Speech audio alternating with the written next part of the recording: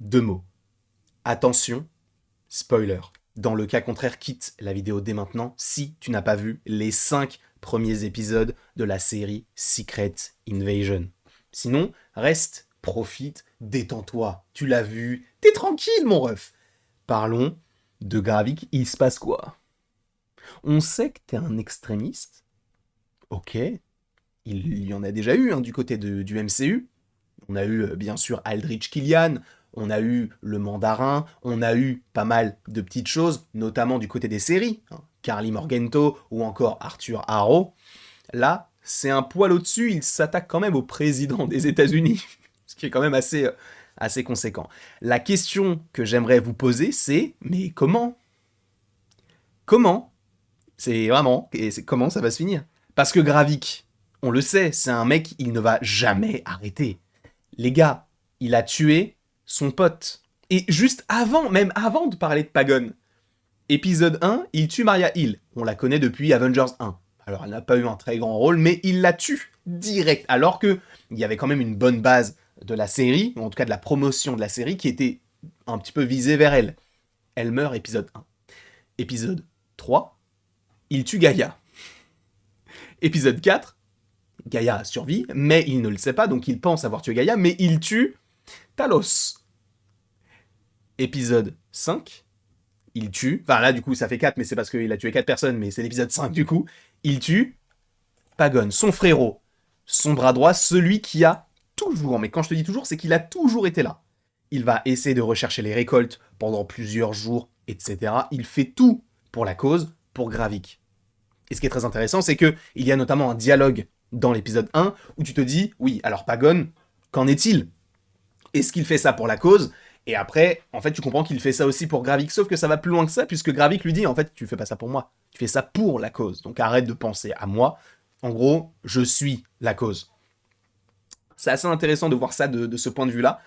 Et tu te dis, ok, Gravik, il envoie quand même du pâté. C'est-à-dire que c'est un Skrull, il a l'air plutôt puissant, il a le pouvoir de Groot, il a le pouvoir extrémiste, il va supposément avoir le pouvoir de Cull Obsidian ou encore des géants des glaces. Tu te dis, ah, frère, qui, comme le dirait la fouine, qui peut le stopper? Personne. En tout cas, pour l'instant. C'est pour ça que normalement, demain, je crois que je fais une vidéo sur est-ce que Nick Fury pourrait le stopper et comment cela pourrait être possible. Et aussi, on verra aussi qui pourraient être les Avengers si jamais ils ont besoin d'eux, qui puissent interagir avec eux, même si je ne pense pas qu'il y en aurait, mais si jamais il y en a, qui seront-ils? Là, c'est vrai que tu te dis, mais comment est-ce qu'on peut arrêter Gravik? Comment est-ce possible? Comment tu peux te dire, le mec, il a déjà 2 pouvoirs, dont un de régénération. Alors, tu peux lui couper la tête, mais en plus, c'est un Skrull. Il peut faire ça. Il va avoir supposément les pouvoirs de Cull Obsidian. Comment tu fais pour l'arrêter? Sachant que pour l'instant, les seules forces antagonistes à l'histoire de Gravik, c'est Nick Fury, qui a 60 ans, qui n'a pas agi depuis 2 ans puisqu'il est dans l'espace et qui n'a pas de pouvoir particulier. Sonia, qui, elle, a des forces armées, mais en vérité, qu'est-ce que tu veux faire face à Gravik? De manière, voilà, au niveau des points. Et il y a aussi donc Vara. Je ne pense pas que c'est un personnage qui puisse aussi en découdre, puisqu'elle n'a pas l'air d'avoir de pouvoir en elle, même si il y a quelque chose de plutôt intéressant par rapport à Vara, par rapport à Nick Fury. Donc ça va être assez intéressant aussi de voir comment est-ce que ça pourrait évoluer. Désolé, le point se fait sur Karl Fredriksen. Arrêtez, laissez-moi tranquille. Ah non, ça se fait là. C'est là, il faut que je mette ma tête. Non? Mais les gars, je ne suis pas une personne, je n'ai pas le droit d'être honnête sur ma propre vidéo. Ah, voilà, merci. Arrête, t'es un malade ou quoi, frère? Mais, du coup, je m'étais dit, bah, comment est-ce que ça va se passer? Est-ce qu'on va le tuer? Oui. Je ne pense pas que Gravik va rester en vie à la fin de cette série. Ça m'étonnerait beaucoup, dans le sens où, encore une fois, les 2 exemples que j'utilise et qui sont pour moi les plus parfaits en termes de définition pour justement eh bien, catégoriser le personnage de Gravik en termes d'antagoniste, ce serait Arthur Harrow, qui n'a pas survécu à la fin de Moon Knight, étant donné que, bon, il s'est fait totalement buter par, non pas Jake, ah si, il s'est fait buter par Jake Lockley. Plutôt intéressant de voir ça après, à voir ce que ça pourrait donner par la suite. En plus, du coup, il y a également Carly Morgento, qui, elle, a été tuée donc par le personnage de Sharon Carter. Donc à voir également ce que cela pourrait donner par la suite. Là, ça va être la même chose. En fait, je ne vois pas Gravik rester en vie. C'est vrai qu'à un moment donné, je m'étais dit, c'est un méchant qui peut rester en vie et qui peut perdurer, tu sais, être un antagoniste qui soit défini dans une série, mais qui puisse revenir par la suite dans un film. Sauf que, c'est vrai qu'il faut rappeler la dure réalité de ce qu'est une série Marvel Studios sur Disney+, c'est-à-dire que nous, on les regarde, ok, on kiffe ou on ne kiffe pas, mais on les regarde, mais c'est vrai que ça ne fait pas des scores incroyables par rapport à un film, bien sûr. Donc, admettons que tu aies des personnes qui regardent le film, ou tu as Gravik qui vient et qui parle de certaines choses, mais que tu n'as pas vu la série, ça peut être un petit peu complexe, mais ce sont des choses à faire. Ça a déjà été fait, Loki et Wanda, sauf que Loki et Wanda, on les connaissait déjà. Et là où, dans Loki, épisode 6, on te disait Kang, qui arrive, Kang, c'est pas un Gravik, tu vois, c'est plus imposant, c'est beaucoup plus fort. Et ça va être notamment le méchant d'Avengers 5, et donc ça devrait être plutôt conséquent. Donc c'est pour ça, au début, je m'étais dit, bah en vrai, nous, en tant que fans, ce serait bien de le revoir, parce qu'il a des pouvoirs, il est hyper intéressant, à voir comment est-ce qu'il pourrait évoluer. Mais c'est vrai que pour l'instant, moi, Gravik, je le considère un petit peu, en termes de film aussi, comme Ronan, l'accusateur. C'est-à-dire qu'il a un objectif, et il va tout faire pour détruire tout ce qu'il faut pour pour atteindre son objectif. Là, c'est la même chose pour Gravik. Je ne le vois pas être enfermé.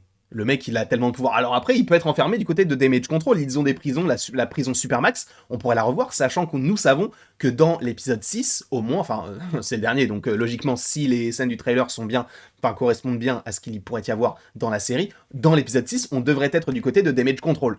Ce qui pourrait être plutôt sympathique, je l'espère en tout cas, sachant qu'on rappelle que Damage Control, ils avaient l'Abomination, ils avaient les Noors, bref, ils avaient quand même pas mal de personnages, et on peut supposer qu'ils en ont plein d'autres qu'on ne connaît pas. Sachant qu'ils ont la main de Cull Obsidian, etc. Bref. D'ailleurs, ce serait très intéressant de se dire, mais que contient Damage Control? On va en faire une vidéo, enfin là, c'est le dernier épisode où on peut faire la théorie, donc on va y venir un petit peu plus tard, ces prochains jours, ces prochaines semaines, si ça vous va, quoi. La famille.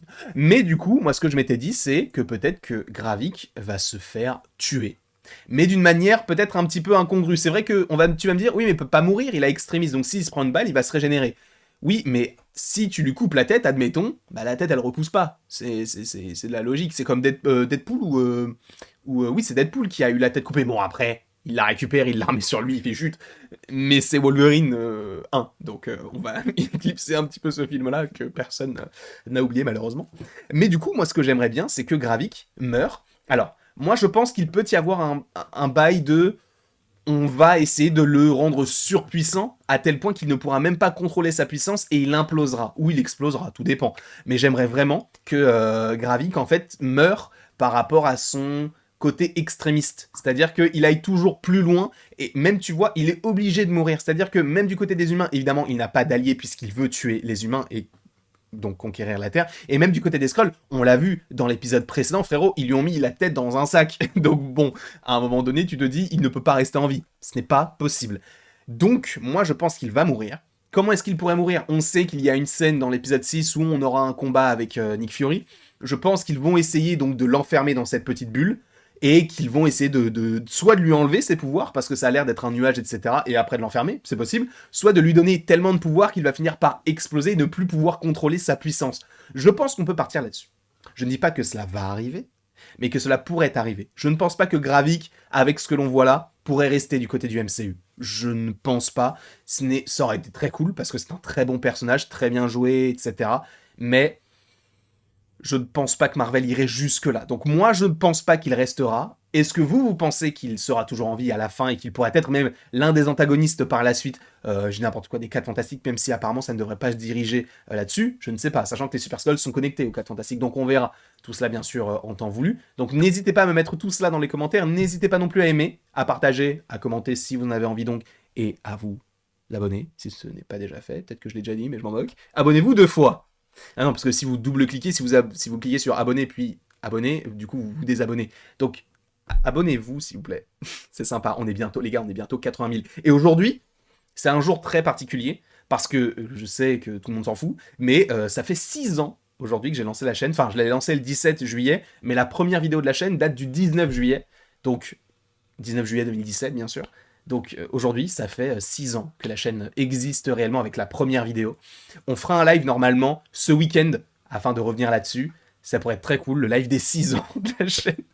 J'espère vous y voir si vous en avez envie, mais vous n'êtes évidemment pas obligé de le faire. Mais en tout cas, voilà, bon anniversaire à moi. Je vous fais bien sûr d'énormes bisous. Et après tout ceci, il ne me reste plus qu'à vous dire à la prochaine pour la prochaine. Et encore une fois, n'hésite pas dans les commentaires à me dire ce que tu penses de tout cela. Est-ce que tu penses que Nick Fury va affronter Gravik? Ça, on en parlera un petit peu plus tard dans une vidéo qui arrivera demain. Est-ce que tu penses que Gravik va mourir?